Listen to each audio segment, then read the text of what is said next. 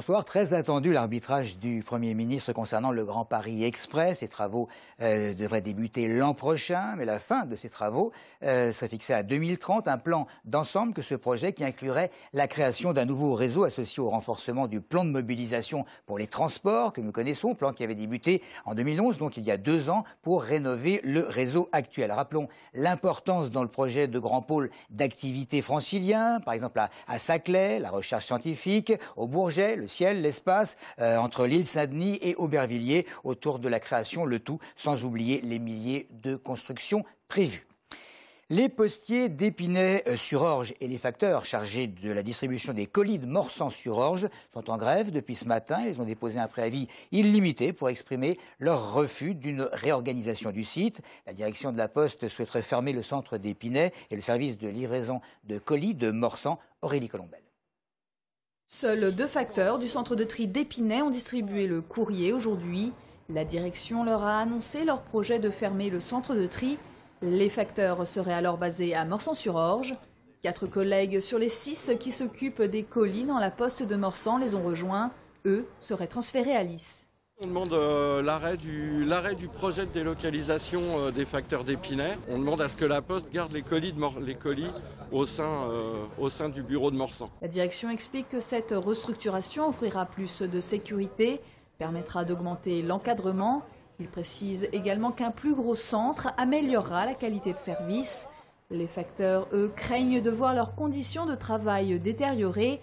3 km séparent les 2 bureaux de poste, une distance qui paraît beaucoup plus grande en vélo. Ils préféraient une réorganisation interne. Le colis, c'est une activité qui, à la différence du courrier, qui monte, qui progresse et qui croît, etc. Donc c'est aussi une occasion, au moment où la Poste dit on veut faire des gains de productivité, c'est l'occasion, en gardant les colis dans les bureaux de poste, de pouvoir maintenir l'emploi. Prochainement, le site de Morsan va être rénové. Parallèlement, le bail du site d'Épinay arrive à son terme. Des changements qui incitent la Poste à réorganiser ses services. Pour les grévistes, le local devrait continuer à servir. S'ils enlèvent les facteurs, le local, il va rester vide pendant des mois, voire des années. Le fonctionnement et le maintien des guichets n'est toutefois pas remis en cause. La direction devrait recevoir les postiers demain matin pour expliquer le projet. Pour les facteurs et distributeurs de colis, la grève se poursuit.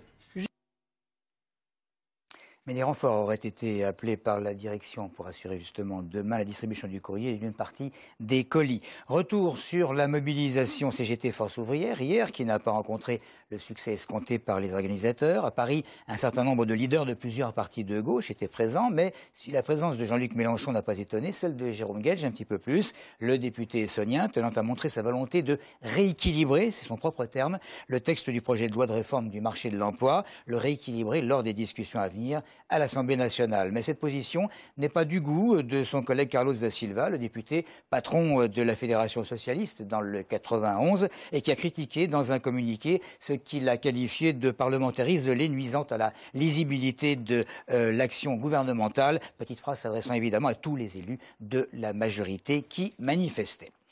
Le maire de Montgeron, Gérald Ayrault, et le préfet de l'Essonne, Michel Fuseau, sont en désaccord sur un permis de construire accordé par l'élu dans la ville. Le préfet déclare que ce permis est illégal, car en zone inondable, alors que le maire, plan à l'appui, réfute cette argumentation. Gérald Ayrault qui dénonce une manipulation politique. Audrey Coll essaye d'y voir un petit peu plus clair.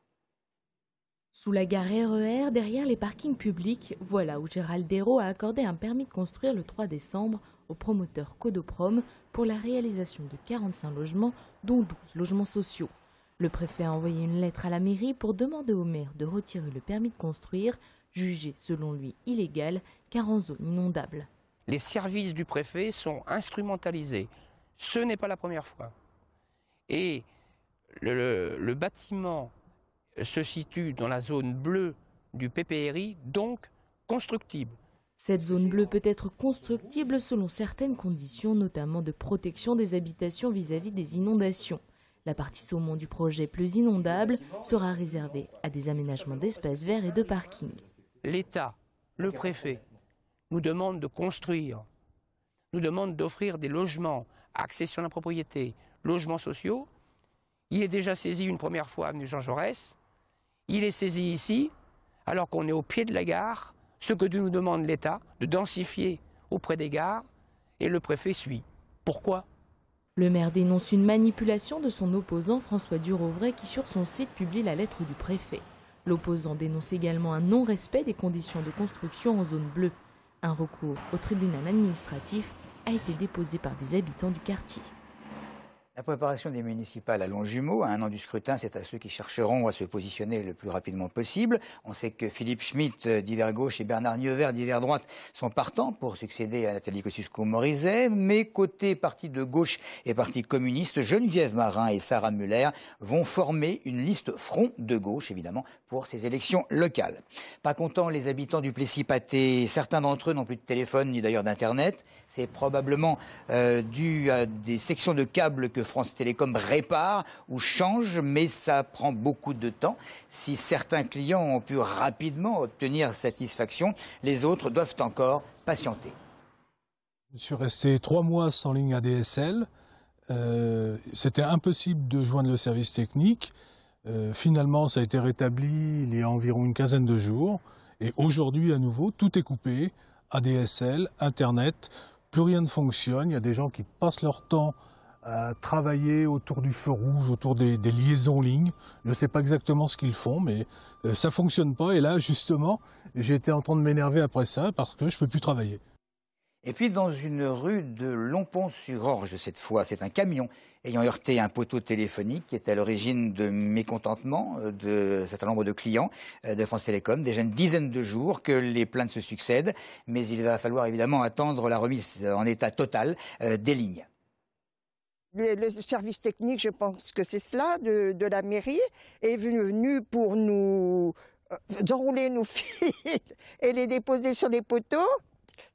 Et donc, nous, ça ne nous sert à rien, ça. Chaque fois qu'on veut quelque chose, il faut téléphoner. Ah ben non, à la mairie, on me dit, ben, pourquoi vous n'avez pas téléphoné? C'est grandiose, n'est-ce pas? C'est David Kircher qui s'est rendu ce matin à Longpont et au Plessis-Pathé. Terminons par ce qui fait beaucoup parler en ce moment après la présence de cheval en lieu et place de viande de bœuf détectée dans certains plats préparés. C'est au tour d'IKEA de relever la présence infime, mais néanmoins réelle, paraît-il, de matière fécale dans certains de ces gâteaux au chocolat. Alors quelques Essoniens réagissent au micro et devant les caméras de Lucie Guénard et de Benjamin Maton. On achète un produit qu'on ne voulait pas acheter au départ, donc c'est vrai que c'est embêtant. Le consommateur est dans les mains des gens sans scrupules parfois. Quand on voit que la viande s'achète dans des bourses, on n'est même pas sûr que c'est vraiment une bonne viande ou pas. On n'est même pas sûr comment ces animaux sont traités avant qu'ils soient transformés dans des plats cuisinés. Je vais souvent à la boucherie mais pas dans les supermarchés. Il aurait fallu un contrôle un petit peu plus intensif. Je crois qu'avant, ça existait déjà, sans doute. Si on ne faisait pas confiance, on n'irait nulle part et on ne mangerait plus rien. On ne peut que faire confiance aux industriels et aux personnes qui effectuent des contrôles. J'imagine qu'il y a une législation à ce niveau-là qui doit être appliquée. C'est abusé, mais de toute façon, on ne sait pas ce qu'il y a dans le reste. C'est peut-être un manque d'hygiène quelque part, ou je ne sais pas, mais je ne pense pas que ça soit volontaire, quoi. En tout cas. On ne sait pas trop ce qu'on mange aujourd'hui, donc c'est un peu particulier.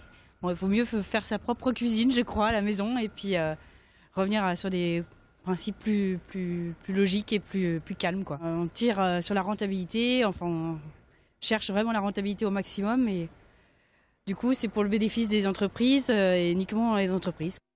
Voilà, c'est tout pour l'info. Merci de nous avoir suivis.